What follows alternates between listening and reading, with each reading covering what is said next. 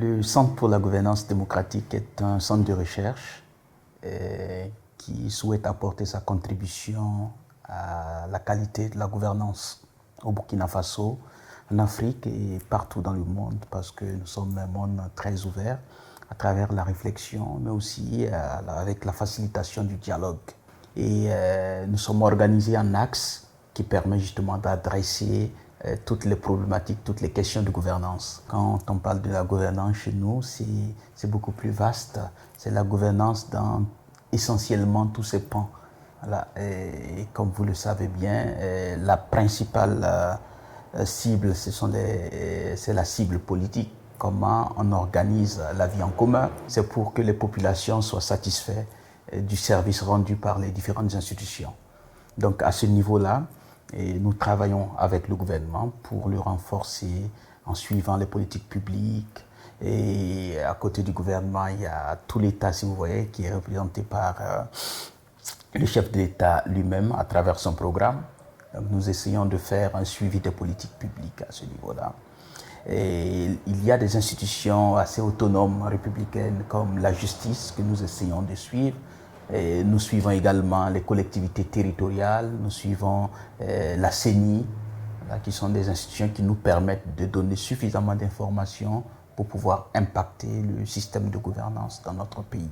Notre credo, c'est une institution impartiale au service de la démocratie. Donc à ce titre-là, il faut dire qu'on a un système de planification qui nous permet d'anticiper sur des problématiques structurantes. On a un mandat très autonome et comme je vous l'ai dit, le CGD c'est un centre de recherche, donc purement investi et encadré par des personnalités avisées dans le monde de la recherche. Il n'y a pas que des juristes, il y a des politologues, il y a des sociologues, il y a des philosophes, il y a des économistes. Alors il y a un paquet de personnes et qui encadre et valide les programmes que nous mettons à la disposition justement du pays. Nous essayons de mobiliser des ressources.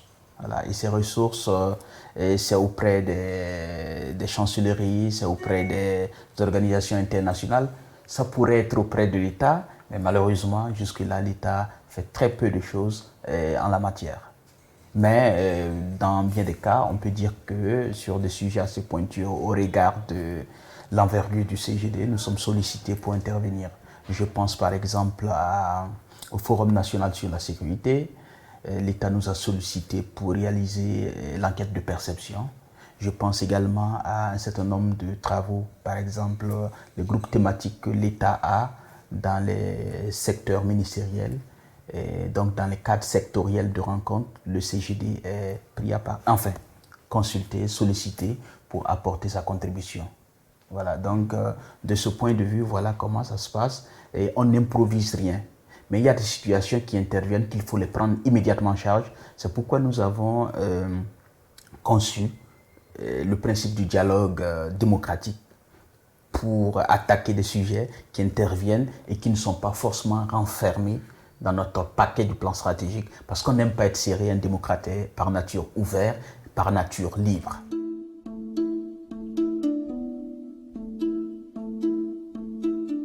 Je pense qu'ils ne sont pas encore suffisamment sensibilisés à la question.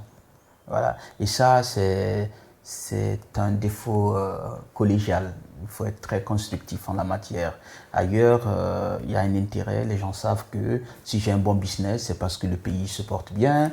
Mais aujourd'hui, il faut dire que nos opérateurs économiques sont beaucoup plus focalisés sur la rentabilité ou sur des appuis directs, surtout aux acteurs politiques.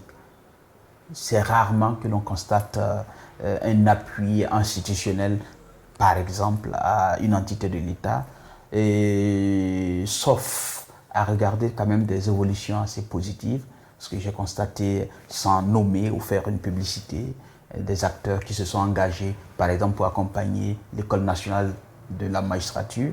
Et ça, je trouve ça, c'est de l'administration de la magistrature, je trouve ça assez intéressant, mais ça commence à venir. Et j'imagine que ces gens se tourneront tôt ou tard vers ces institutions-là et qui ont plus d'une raison d'être soutenus parce qu'ils travaillent pour l'intérêt national. Et à ce niveau, il faut également saluer quand même une mesure de l'administration qui a reconnu certaines organisations, dont le CGD, d'utilité publique. C'est déjà pas rien, symboliquement ça touche, ça fait qu'un travail quand même qui est reconnu et que malgré les contingences, que c'est des structures qui ne sont pas conçues pour accompagner des individus, mais pour se mettre au service de l'État et qui s'ouvrent à la dynamique de cette amélioration de l'action publique.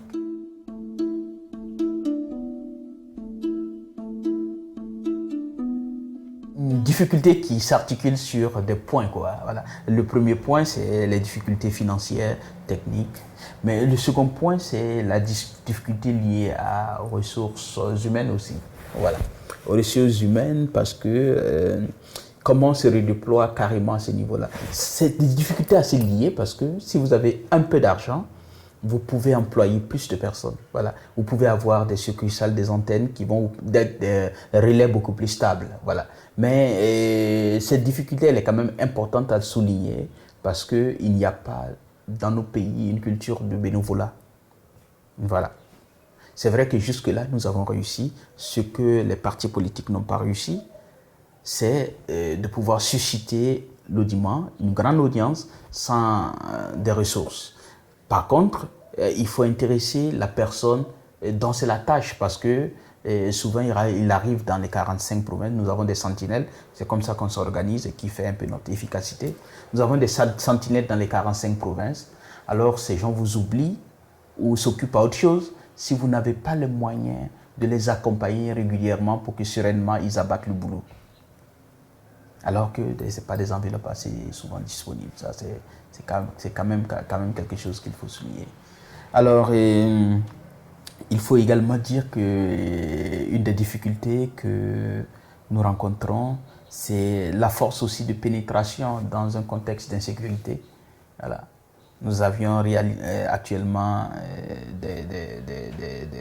des avis qu'il fallait récolter sur Arbinda après les crises et tout ça. Mais regardez toute la difficulté pour pénétrer.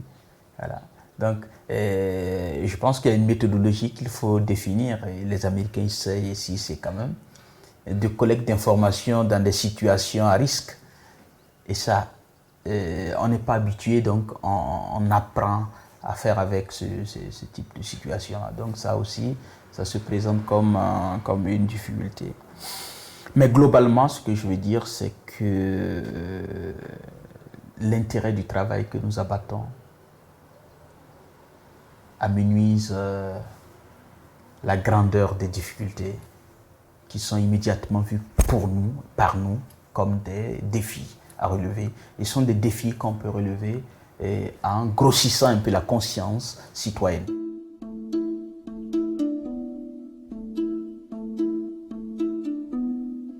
On a fait une étude sur la vulnérabilité des citoyens dans le Sahel, où immédiatement nous sommes partis avec la présomption de retrouver la religion comme une variable importante dans ces changements-là, étant donné que c'est des zones qui ont une uniformité du point de vue religieux et du point de vue ethnique, c'est beaucoup plus homogène et tout ça. Voilà.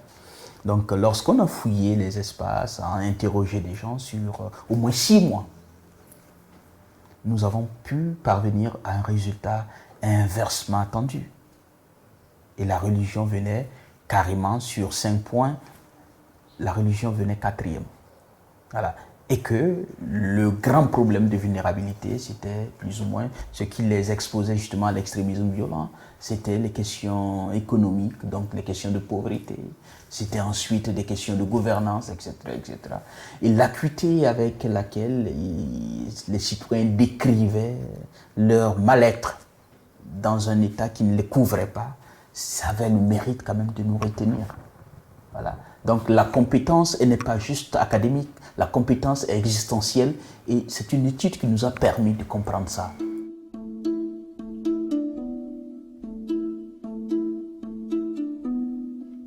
Oui, à l'endroit des chercheurs, c'est de savoir que c'est un sacerdoce. Je n'enseigne à personne.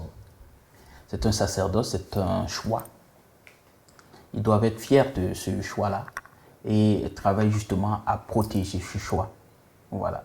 Parce qu'effectivement, la recherche peut être menacée par les tendances de consultation, tout vent, qui diluent un peu la qualité, la force et le fondement de la recherche.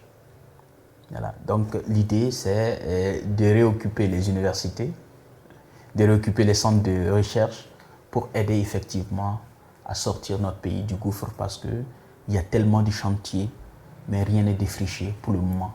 Et il n'y a pas encore un corps critique qui permette justement de fouiller suffisamment et de pouvoir engager de cette perspective-là. Donc, il faut une solidarité autour justement de la recherche pour pouvoir déboucher sur des résultats concluants. Donc, à la fois au niveau des universités, mais aussi au niveau des chercheurs, des centres de recherche qui ne sont pas forcément publics.